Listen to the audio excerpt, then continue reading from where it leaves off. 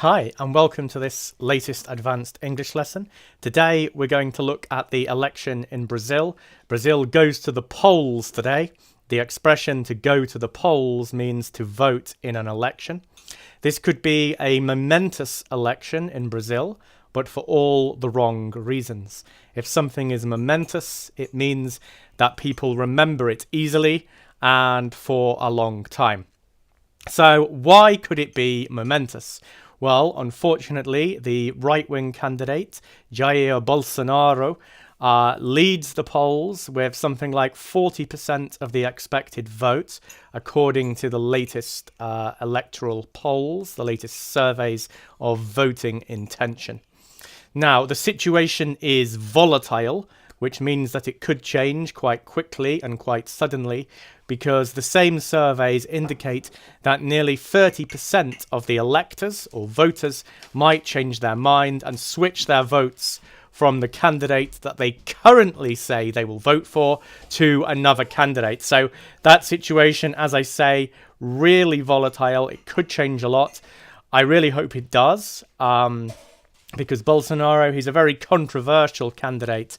For lots of reasons. He's said various things that are racist, and homophobic, and chauvinistic, which means sexist, and all sorts of things like that. But really the biggest danger of Bolsonaro, which doesn't seem to have been fully appreciated by those that seem to want him to win the election, is that the guy really isn't democratic at all. He has no faith in the democratic processes. He has said in the past that Brazil's parliament serves no purpose.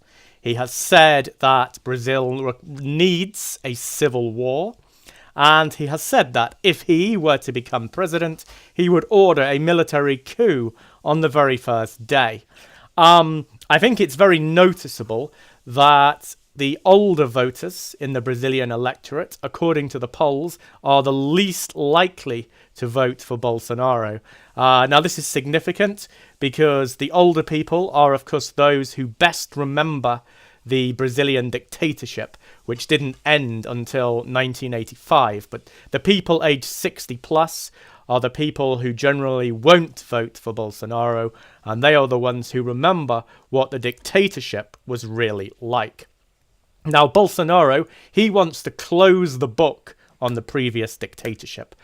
In this context, when we say close the book, this expression means to kind of shut off the past, to cut the past away as though the past didn't exist. He wants to make sure that all of the archives on the human rights abuses perpetrated by the dictatorship will stay archived forever. They will never come to light. Perpetrated simply means done. The perpetrators of something are the people who do something. In this case, the dictatorship were the perpetrators of torture and things like that. The expression that I use, to come to light, means to be revealed. If something comes to light or some information comes to light, then it becomes revealed. It's revealed and people get to know what it is. Now, the Brazilian electoral system is such that today is the first of two potential votes. If any one candidate gets 50% of the vote or more today, that's it. That candidate becomes president.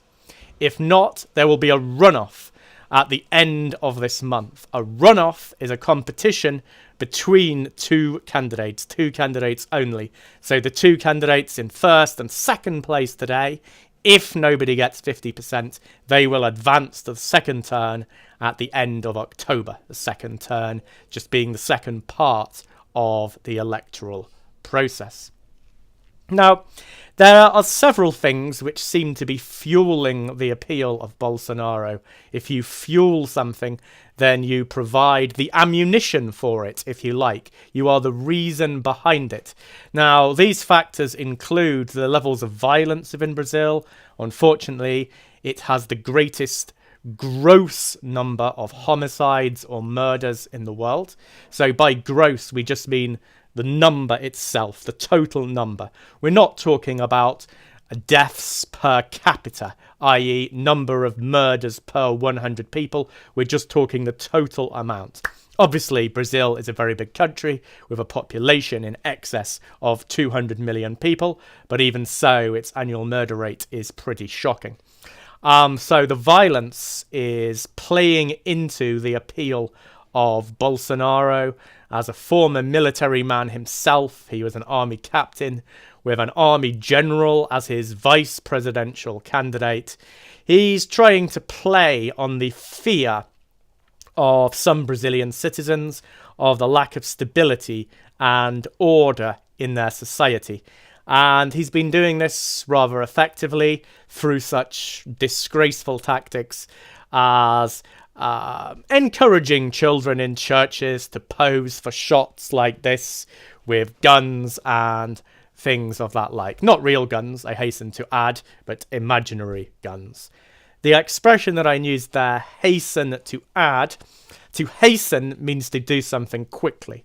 So if you hasten to add something, then you quickly make something clear. So I wanted to make sure that I hadn't created the wrong impression. I wasn't saying that he'd actually given children guns, but that children had been encouraged in churches to pose like this as a symbol of the kind of paramilitary future that Bolsonaro most likely envisions for Brazil. If you envision something, then you see something developing in a certain way in the future. So the other factor driving Bolsonaro's popularity, one of them, is the corruption of the previous government, the Petistas. Their former leader, Lulu Inácio da Silva, a former trade unionist, is currently in prison in Curitiba, towards the south of Brazil, on corruption charges. And the candidate that party has advanced for this election, by advanced, I mean put forward, the candidate that will stand for that party, Fernando Haddad, is himself under investigation for corruption. So there's a certain element of the protest vote in terms of the people supporting Bolsonaro. But for me, really, it's the young people who have no real memory of what a dictatorship is like that are the real drivers, the real people propelling Bolsonaro's candidacy forward. And there's a lot of aggression and nastiness from a number of those supporters. So Brazil is about 4 hours. It's 4 hours behind the UK. So I imagine we'll know the outcome of the first stage of the election in roundabout, which means approximately. Roundabout means approximately. We'll know it in roundabout 20 hours time. And then we'll see how things develop. I will update you. If there's a second round, we'll look at that further, as well as some other news in the next episode. For example, one thing that we're likely to cover in the next episode is a shocking incident in Turkey, where it appears, according to the Turkish government at least, that a journalist has been murdered inside the Saudi Arabian embassy on Turkish soil. So that's one of the stories that we'll look at in the next edition of these advanced news lessons. I hope you enjoyed this lesson. If you did, please subscribe to it.